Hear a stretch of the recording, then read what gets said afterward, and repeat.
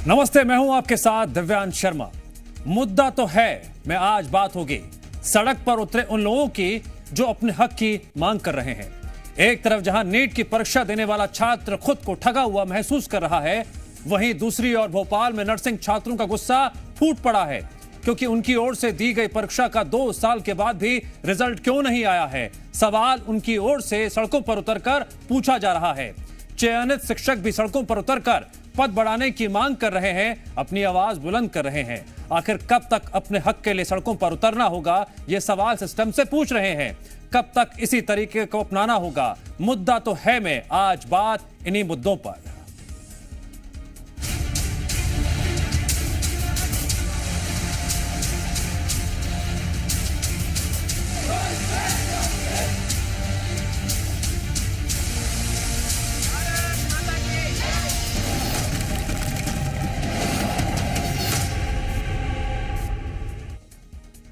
NEET परीक्षा पर जी media की मुहिम का बड़ा असर हुआ है। नीट की परीक्षा में ग्रेस मार्क्स पाने वाले 1563 छात्रों की दोबारा परीक्षा करवाई जाएगी।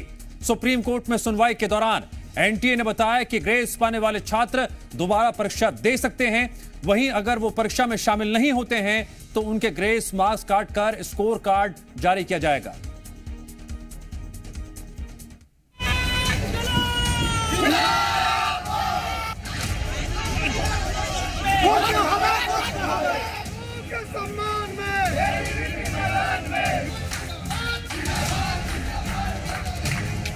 नीट परीक्षा को लेकर देश में बवाल मचा हुआ है।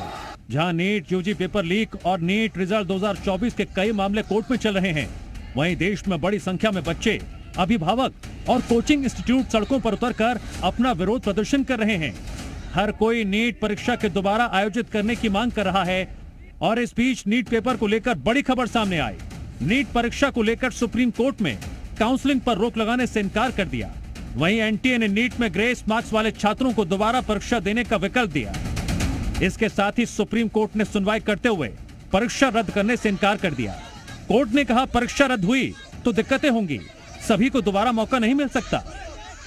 पिछले 7-8 दिन से एकदम रुके हुए थे इस पॉइंट पे कि हमने आंसरिंग एफिशिएंसी के बेसिस पे ग्रेस नंबर दिए, हमने माननीय सुप्रीम कोर्ट का 2018 का जजमेंट का इस्तेमाल किया और आज आते ही उनके काउंसिल खुद ही प्रपोज करने लग गया कि इसको हम रिवर्ट कर लेते हैं। इसको जो बच्चों का और समय का नुकसान हुआ उनके लिए विंडो ओपन होनी चाहिए, उनको भी फेयर अपॉर्चुनिटी मिलनी चाहिए अपनी बात रखने की। उन्हें नहीं पता था कि हमें माननीय हाईकोर्ट जाके कंप्लेन करना है। 18 साल के बच्चे को नहीं पता होता मुझे जाना है।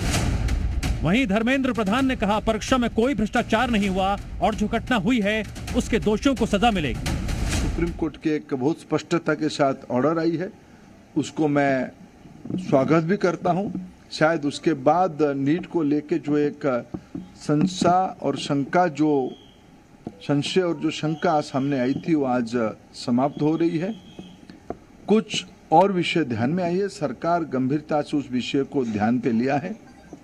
कुछ रिट पिटीशन उसके ऊपर भी लगी और सुप्रीम कोर्ट की संज्ञान में है, उसके ऊपर भी सरकार अपना स्पष्ट मत रखेगा। जिन स्टूडेंट्स को एनटीए की तरफ से ग्रेस मार्क्स दिए गए हैं, उन्हें 2 ऑप्शन दिए गए हैं। ये छात्र या तो 23 जून को री एग्जाम में बैठ सकते हैं या फिर बिना ग्रेस मार्क्स वाले पुराने स्कोर के साथ ही काउंसलिंग की तरफ आगे बढ़ सकते हैं। जिन कैंडिडेट्स को कॉन्फिडेंस है वे दोबारा परीक्षा में अच्छा प्रदर्शन कर सकते हैं तो वो री एग्जाम में शामिल होने का फैसला ले सकते हैं। ब्यूरो रिपोर्ट, जी मीडिया।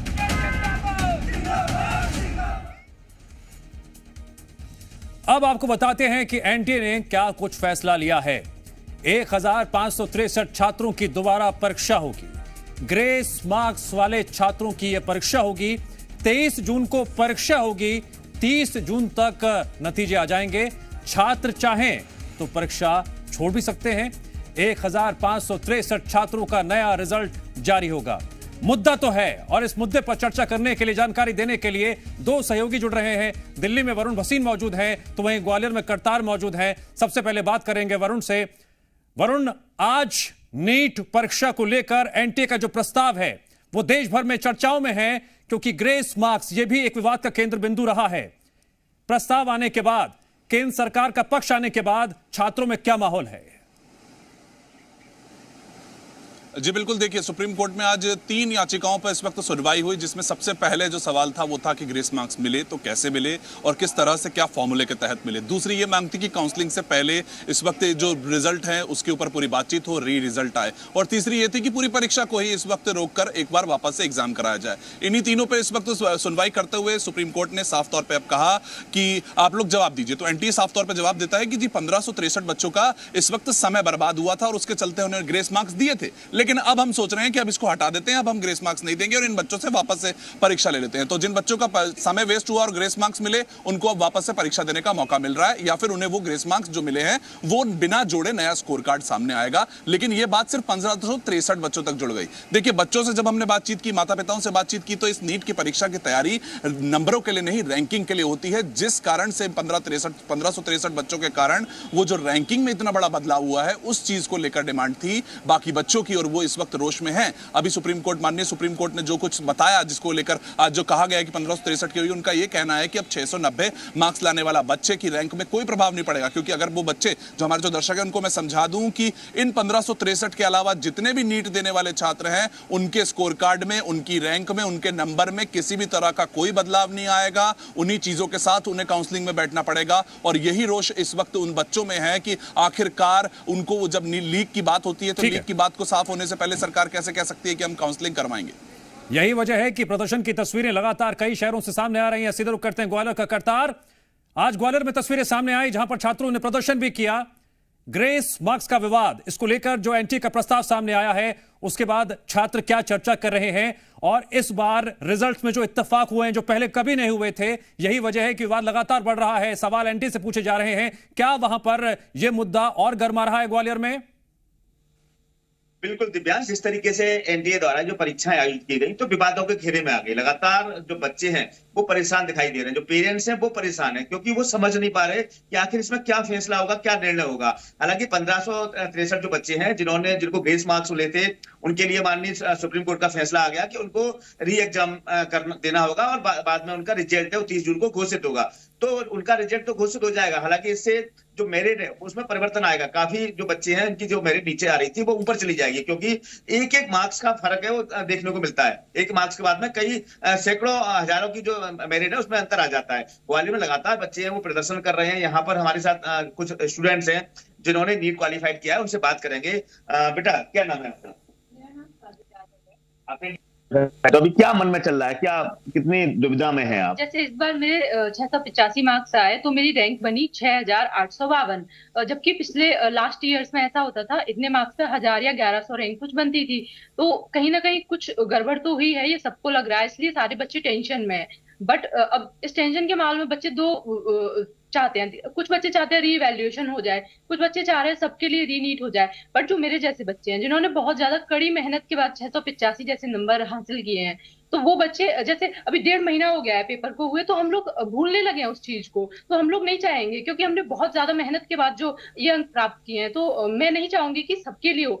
लेकिन कहीं ना कहीं ये चीज जो मुद्दा उठा है उसके लिए मैं इसको जरूर प्रमोट करूंगी कि रीवैल्यूएशन हो, कहीं ना कहीं उन बच्चों के साथ जस्टिस हो जिनके साथ इनजस्टिस हुआ है।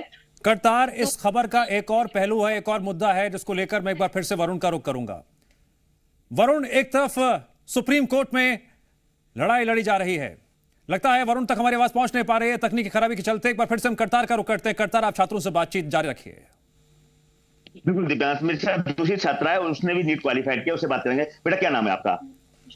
खुशबू, आप किस तरीके से देख रही हैं जिस तरीके से आज सुप्रीम कोर्ट का निर्णय आया कि 1563 बच्चे हैं वो दोबारा से री एग्जाम में जाएंगे, तो आप कैसा देख रही हैं बेटा इसको? ये जो 1563 बच्चे हैं इनका री एग्जाम होगा, मतलब इनको ग्रेस मार्क्स दिए गए हैं।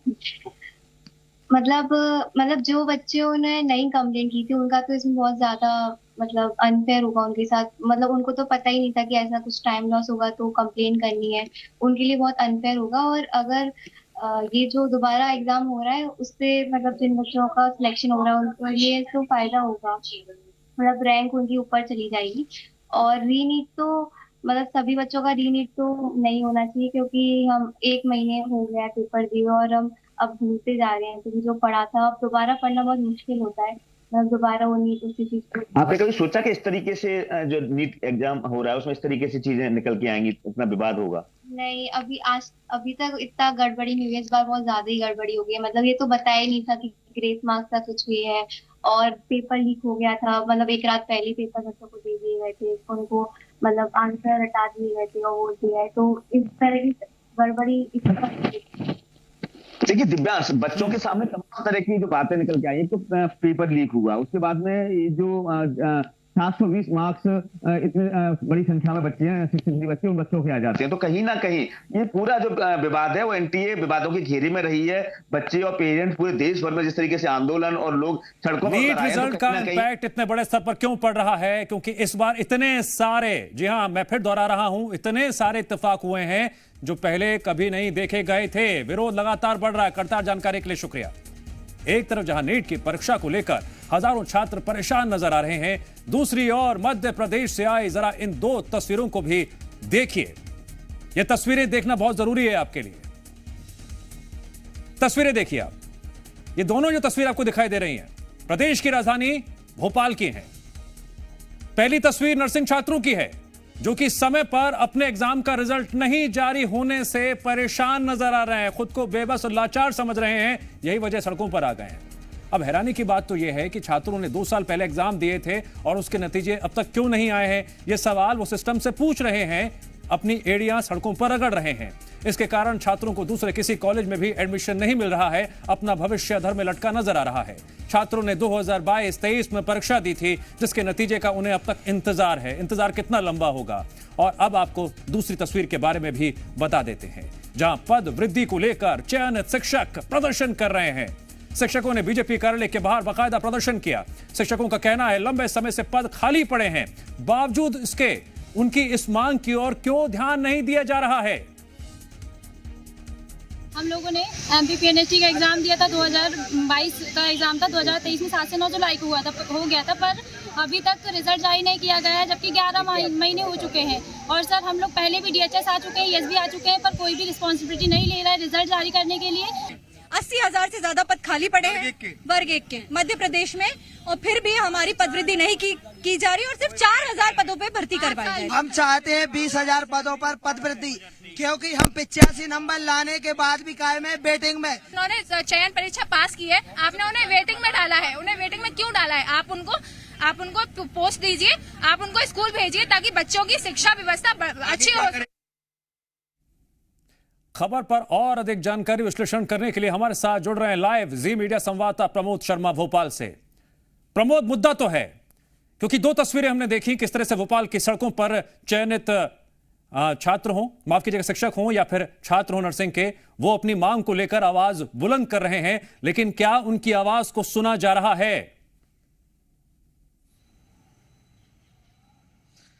बिल्कुल सुना जा रहा है, क्योंकि यदि जी मीडिया एक खबर उठा रहा है तो यकीन मानिए सरकार तक ये बात पहुंच रही है, इसमें कोई शक, शंका या गुंजाइश नामात्र नहीं है।